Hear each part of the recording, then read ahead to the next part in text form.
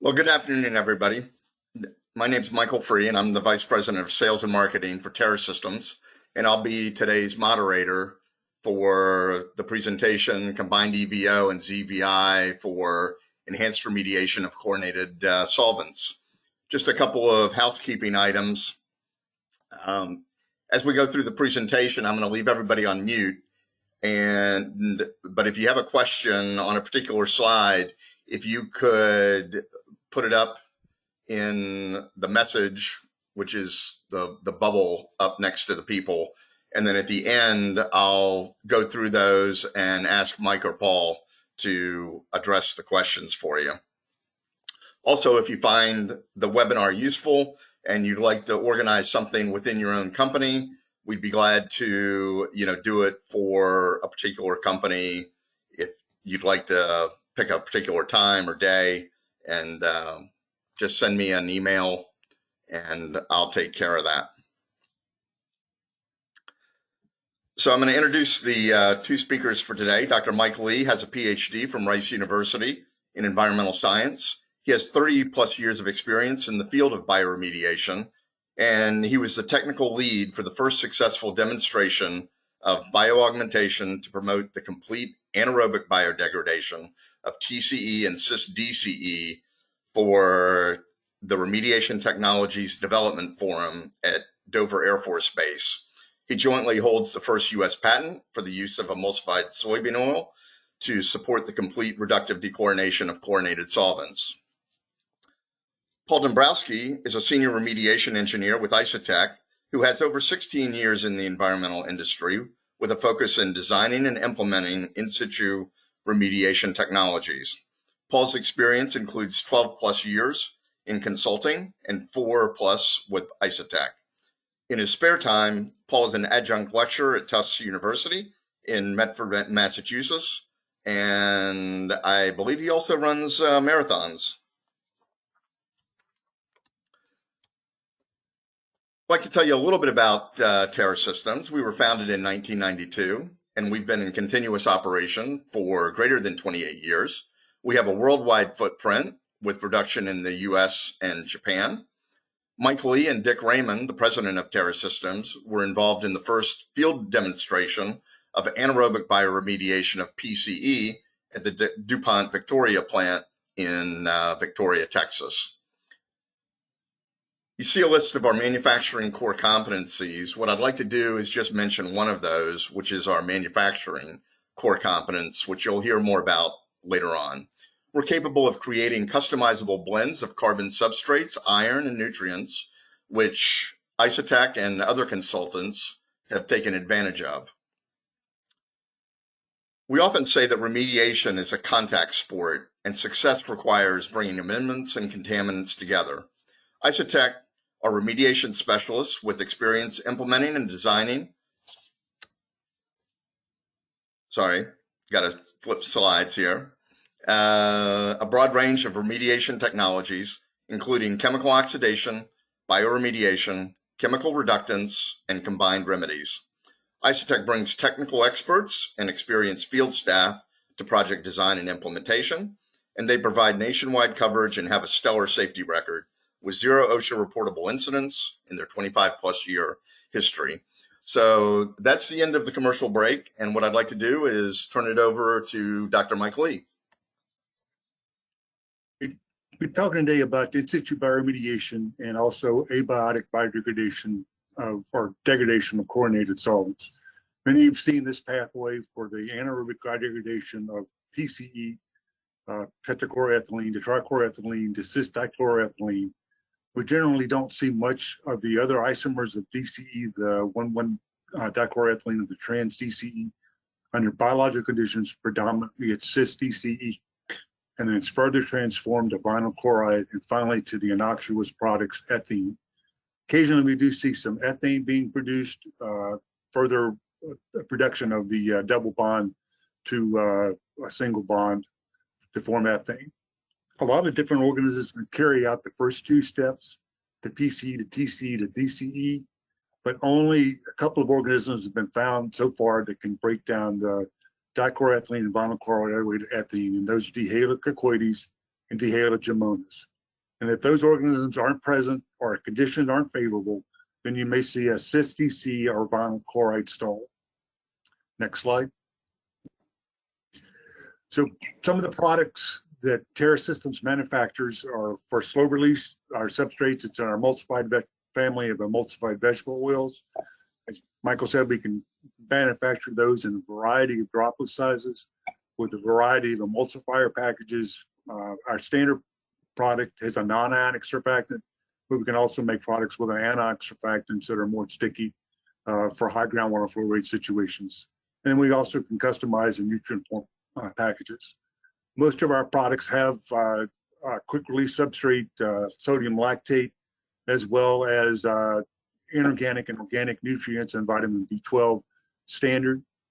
We also have a line of quick release substrates, the sodium and potassium lactates, again with a variety of nutrient packages.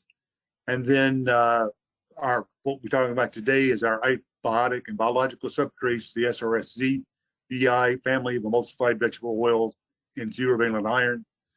We have 4 primary particle sizes that we use. We can do a variety of oil and ZVI configurations and nutrient packages. And then we also have a decorating culture that we sell, Dihalococoides and Dihalobacter. Next slide. So when you combine EVO and ZVI, you're going to get the EVO in ZVI at the ejection points, and then further down gradient, you're going to have dissolved organic carbon.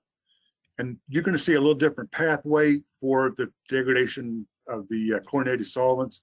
Typically, you don't see nearly as much of the daughter products, and you may see production of products like dichloroacetylene or chloroacetylene, and finally conversion to acetylene. Oftentimes, those products are transitory, and you may not ever see them, particularly the dichloroethylene and chloroacetylene aren't on your standard VOC list. One of the other distinguishing factors of the abiotic process is you don't produce nearly as much of the cis-DC and vinyl chloride. You do sometimes see ethene, ethane, and acetylene all being produced by the abiotic reactions. Next slide. So Terra Systems has 2 primary ZVI oil combinations. The SRS EZVI, which is under the NASA patent.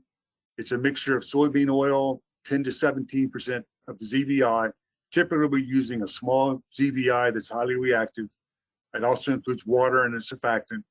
We're using either a 2 or 3 micron ZVI suspended in glycerol, often with a sulfidation process for enhanced reactivity and longevity, or a 4 micron ZVI powder. And this material is injectable into wells or by direct push. The other product that we sell is the SRS ZVI. It's licensed under the IET patent. It includes soybean oil, surfactants, sodium lactate, organic nutrients, inorganic nutrients, and vitamin B12. So it's our standard SRS package. And then we can customize the amount of the ZVI from 10 to 40%, and also this particle size. We've typically used either a 2 or 4 micron material or less than 44 and less than 125 micron ZVI particles. We can incorporate ferrous sulfide again for their enhanced reactivity and longevity. And we recommend direct push injection, particularly for particles that have greater than 4 micron ZVI. Next slide. I'm going to walk you through a couple of case histories where our materials have been applied. The first is at upstate New York Airport. It's a former fire training pit. The geology is an overburden and fractured bedrock. 2 injections were performed in 2015 in the first one, with about 5,000 pounds of the SRS and 600 pounds of the 2 micron ZVI. Treatment volume is about 44,000 cubic feet. And then a follow-up injection occurred in June 2018 of about 20,600 gallons of the combined product. Next slide. So the 2 different pathways that I wanted to point out. In the upper side, well, MW10-1DA, we're seeing more of a biotic signature. We're seeing the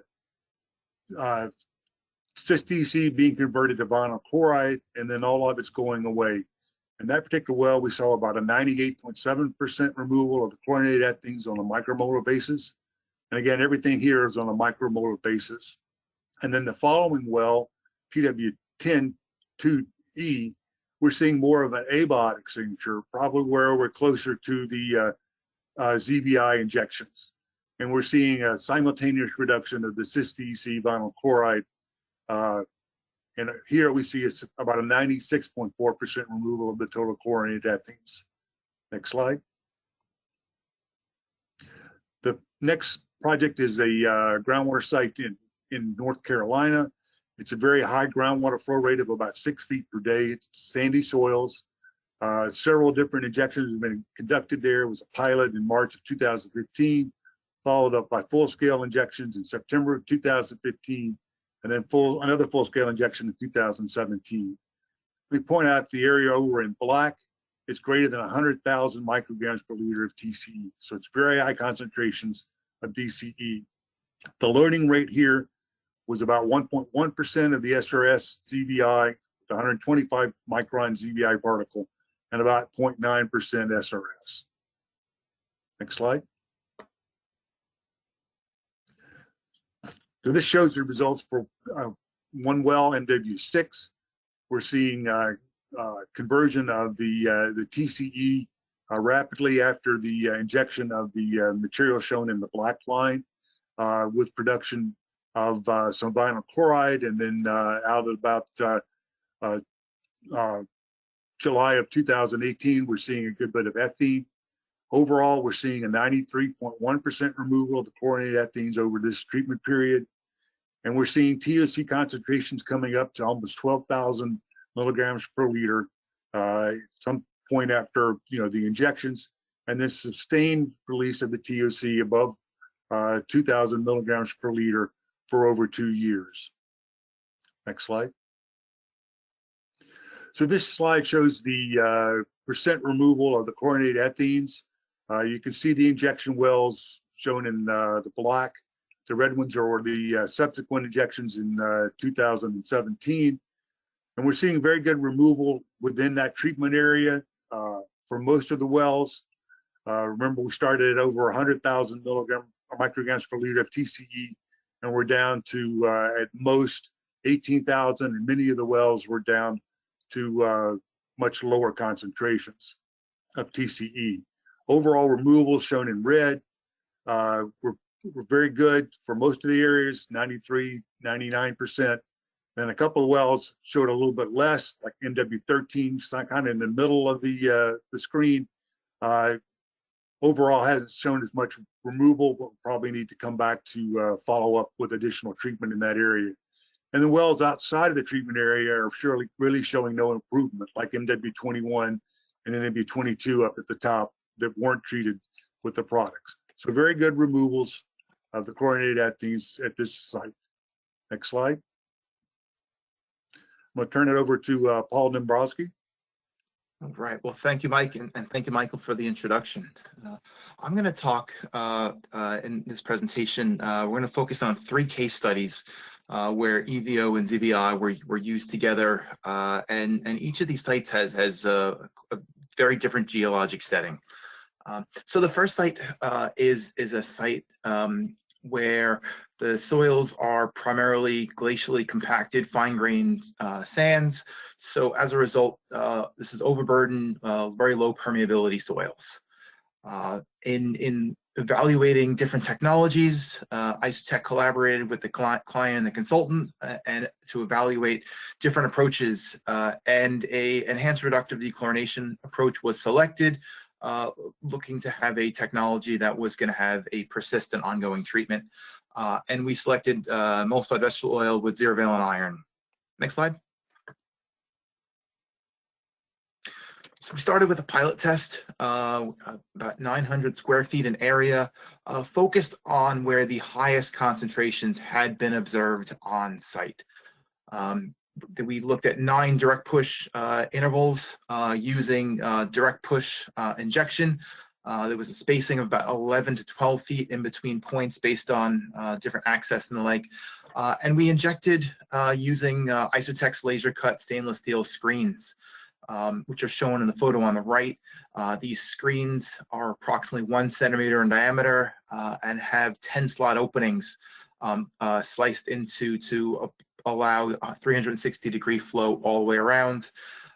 And in our experience, we're able to inject the EVO ZVI with the ZVI in the 2 to 4 micron size, relatively low pressures. In our experience, that's anywhere less than 10 psi, maybe to about 40 psi maximum, and a lot of that more has to do with the geology than the actual screen size. And our screens, they're available in lengths of 1 foot to 8 foot in 1 foot intervals. And we choose screen sizes based on the site geology, and we will often even use different screen sizes across a given site based on what the stratigraphy is telling us. Next slide. So for the project, we chose a combination of SRS-SD, which is the small droplet EVO, chosen for the very fine grain, low permeability soils, and using SRS-ZVI with 2 micron ZVI and with the small droplet SRS-SD product. We also included KB1 as the Delcocoides bioaugmentation culture with pH buffer. And as luck or bad luck would have it, a snow squall came through right during our pilot test, which made for difficult working conditions, but also for a good photo shot. Next slide. So here are the preliminary results. This is from sampling 2 and 4 months post-injection. And this top plot here is the monitoring well 401, which is right in the middle of the pilot test area. This well had a concentration of 50,000 micrograms per liter in the sample collected shortly before the injection. And then 4 months after injection, the TCE had been reduced to 20 micrograms per liter. And we're generally seeing very limited reductive dechlorination daughter products, the DCE and the vinyl chloride. So this well showed a very strong abiotic dechlorination signal and shows just how quickly and how significantly the use of zero valent iron with the EVO can achieve reduction in your high concentration of chlorinated solvents. This bottom plot is a well that's located approximately 10 feet down gradient of the injection area. So here we're seeing as the organic carbon is migrating over time, we didn't see any reductive dechlorination or change in TCE 2 months after injection, but 4 months after injection, we saw a rapid decrease of TCE with a strong increase in the cis DCE. So here we're seeing abiotic by the bacteria reductive dechlorination. And so given these results and how clearly and rapidly the reductions happened within the pilot test area itself, this project went to full scale in fall of 2020, and we're anxiously awaiting and excited to see our sampling results during the first half of 2021. Next slide. And just one other interesting note about that project, there's a soil vapor extraction system that's operating immediately above our pilot test area. And it was very interesting to see that there was an inflection point in the CVOC extraction rate in terms of pounds per day right after our injection was performed. And in addition, we're seeing a larger fraction of non-TCE VOCs in the extracted vapors after the pilot test than before the pilot test. So this just shows we're also resulting in reduced CVOC collection by the SVE system. Next slide. So the second case study is a project in New Jersey where there's both chlorinated ethenes and chlorinated ethanes that have impacted bedrock groundwater. As we can see on the right side, their concentrations very high, 10 to almost 40 milligrams per liter for the individual chlorinated VOCs. The bedrock here it's sedimentary and it's primarily consistent of shale and sandstone. And as a result, the groundwater flow is primarily in the secondary porosity, the fractures in the bedding planes. At this site, there had been various pilot tests performed over time, and given that reductive dechlorination was chosen as the full-scale approach. Next slide. So for this side, the client consultant selected a remedy of in situ dechlorination for the source area, where the concentrations were highest, and longer-term minor natural attenuation in areas that had groundwater impacts, further downgradient of the source area. The project objectives, the immediate objective was to reduce all CVOC concentrations below 1% of NAPL solubility. Again, we're focused on reducing the concentrations in the source area, but other objectives included establishing natural attenuation conditions that would support a reducing trend over time, and to achieve those conditions both in the wells in and around the source area, but also downgrading of the injection area. It was desired to have minor natural attenuation conditions established and observed. And this client also had interest and a desire for sustainable remediation processes to be incorporated into the project. Next slide. So when ISOTEC was looking at the request for proposal for this project, we thought, how are we going to achieve the best reduction in concentrations, the high concentrations, as well as to establish minor natural attenuation for the site. And we elected to go with a series of liquid ERD amendments. And we wanted amendments that would in carbon substrates and that would continue to migrate after injection. And also we wanted amendments that can be injected at relatively low pressure. In this case, we wanted to preferentially deliver the amendments into the existing bedding planes and fractures where the high concentrations of CVOCs were located. In contrast to other amendments that may be slurries that are injected at much higher pressures, which could actually create new fractures where CVOCs were not located. As Michael noted at the top of the presentation, really contact is the most important aspect of any successful remediation. So we wanted to make sure that we could deliver the amendments that were going to do the remediation to where the contaminants are located. And we also we're going to incorporate inflatable packers so that we can target identified fractures where the CVOCs were located. And we also propose to use multiple ERD amendments, which I'll describe further on the next slide. So ISOTEC proposed to use a series of amendments and inject them sequentially. So the first step was injecting sodium lactate as a quick release substrate. This was selected to accelerate the process of establishing reductive conditions in the source area, in the injection area. The second sequential step was a small droplet EVO, the SRS-SD.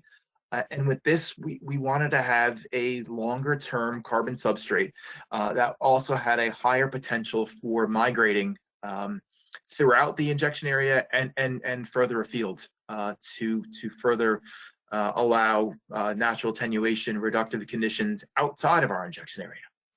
And the third component was SRS ZVI using a large droplet EVO. So this had a large droplet EVO and a 2-micron ZVI.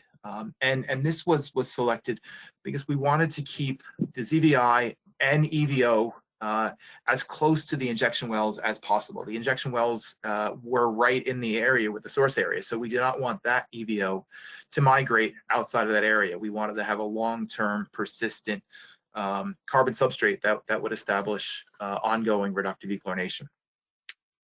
In addition, we use a series of pH buffers that are both quick and longer lasting, as well as bioaugmentation with D-alkycoides and D-halobacter for both the chlorinated ethines and chlorinated ethanes.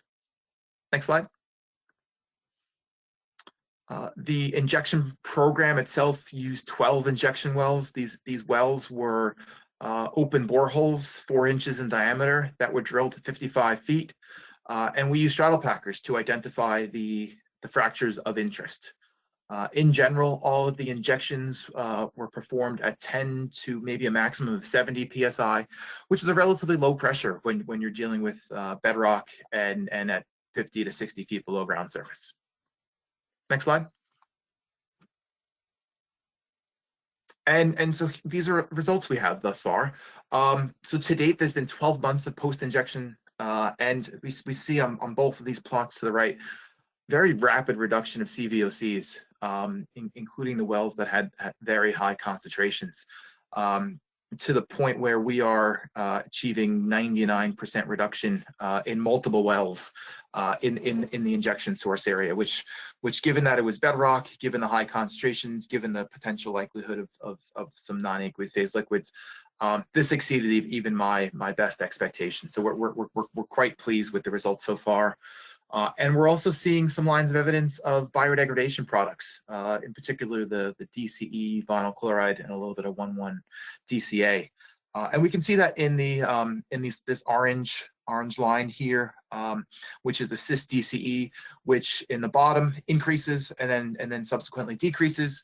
Or in the top slide, you see that the slope it doesn't correlate with the other parent compounds, which are more of an abiotic. So we can see that there's a decrease, but it's also a slower decrease because we're seeing production over time.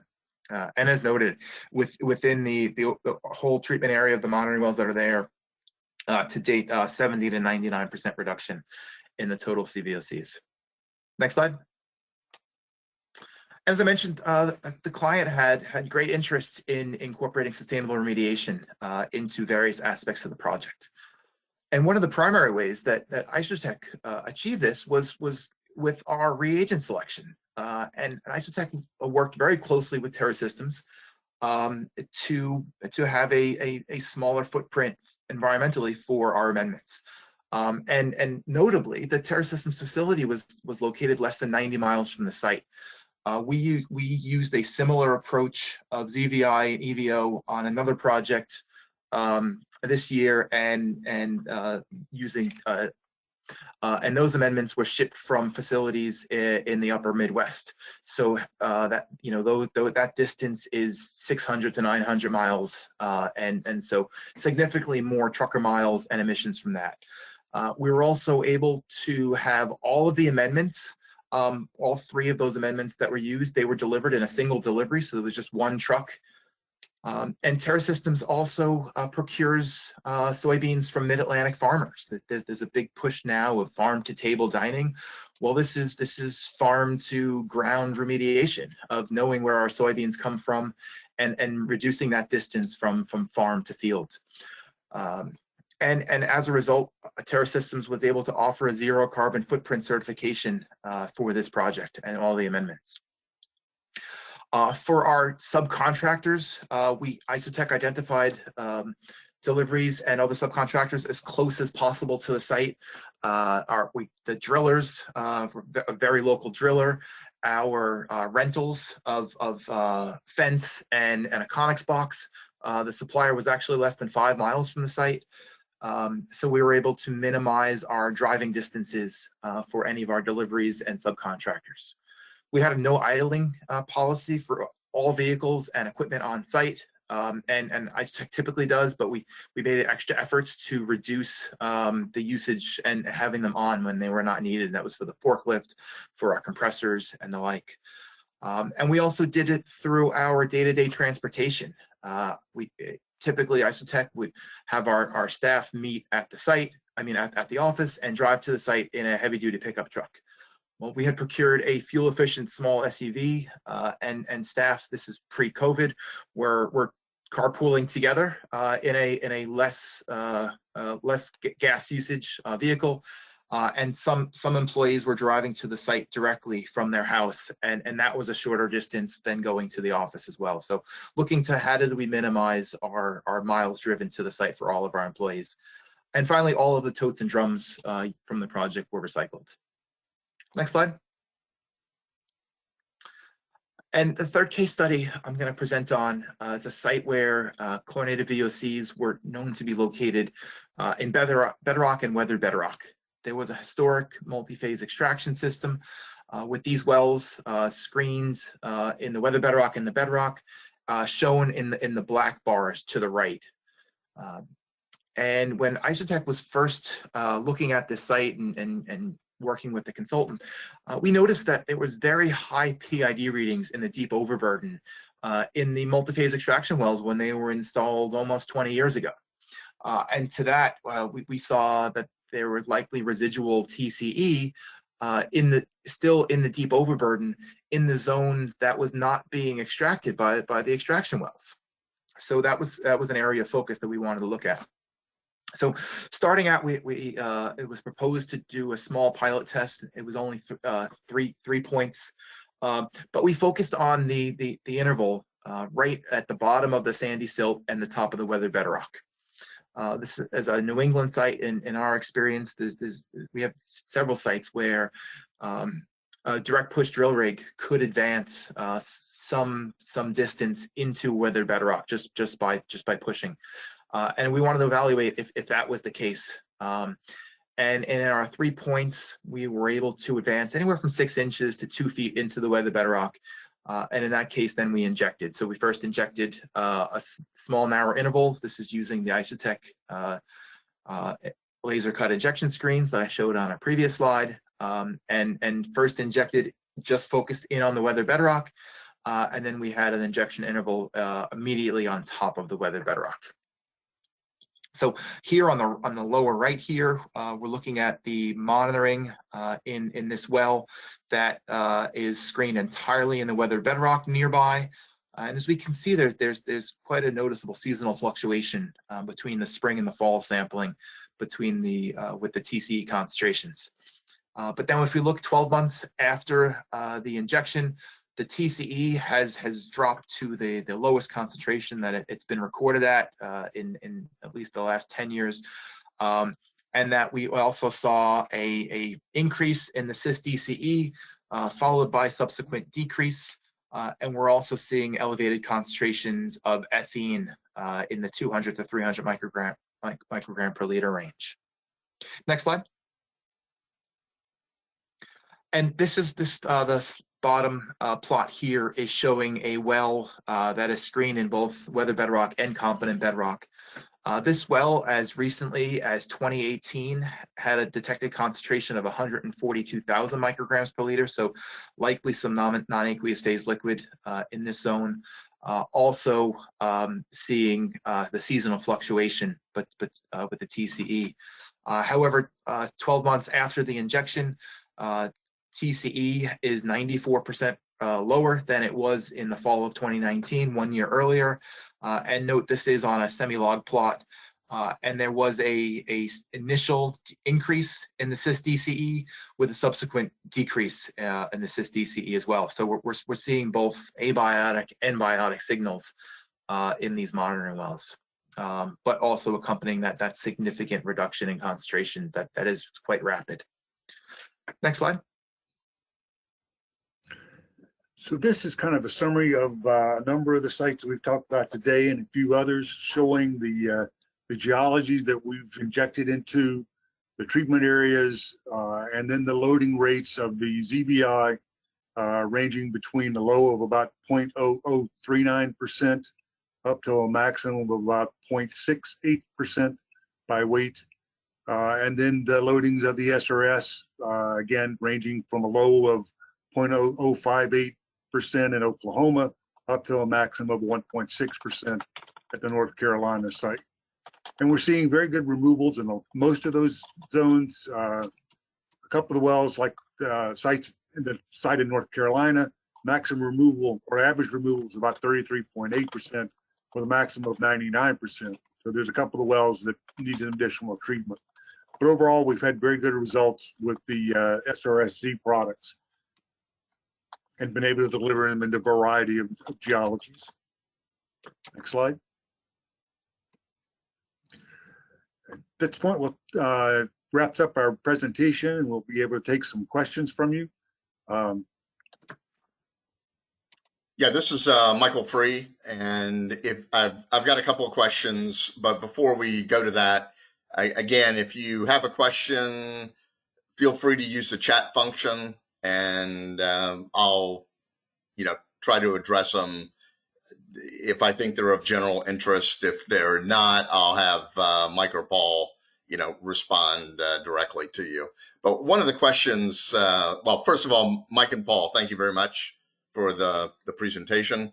And one of the questions, and I'll put it to both of you, both from a technical standpoint, Mike, and then Paul, maybe more from a practical field standpoint. So we've been talking about the combination of EVO and ZVI today, but people inject EVO by itself and people inject ZVI by itself.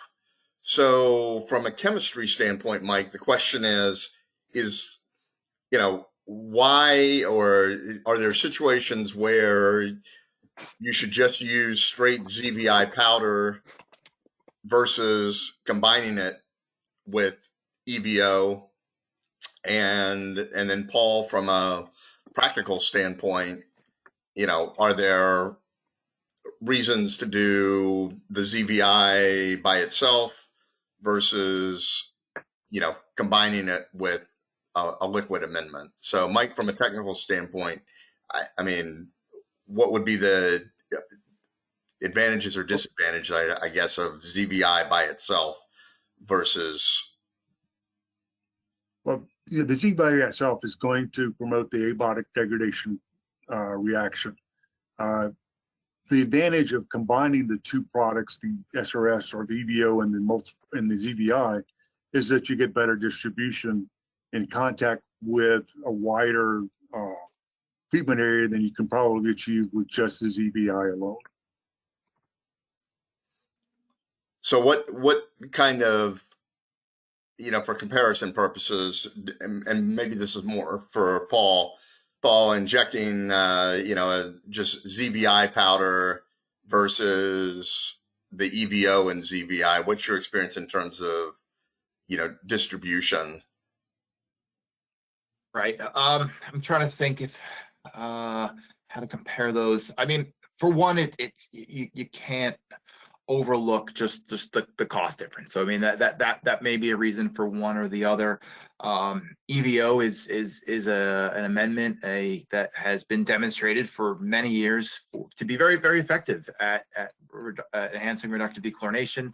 It's long lasting, which to me that's one of the key benefits of it.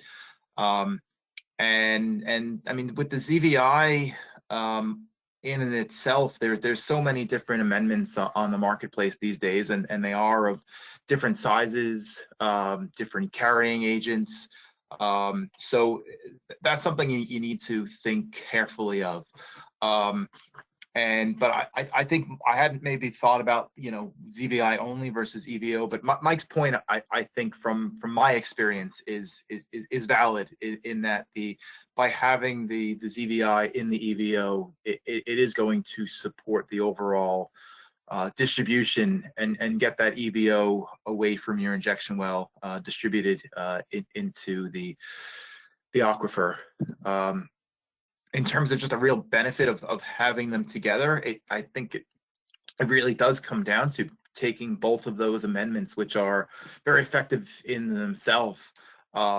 And so EVO, it's very effective reductive dechlorination, but you have daughter products that have to be worked through. And the bacteria can usually do it, but it takes some time. So if you can, the combination with the ZVI, if you can reduce those daughter products or reduce how many are, it'll reduce your overall treatment time frame. And so I hope that answers some of those questions, Michael. Yeah, no, I think those are all,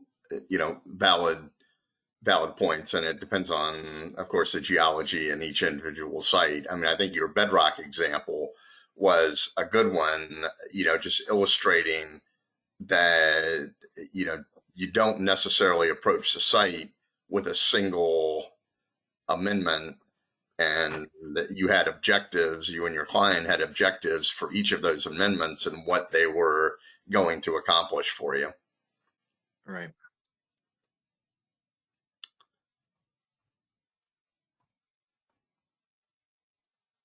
I don't see any other chat questions at the moment.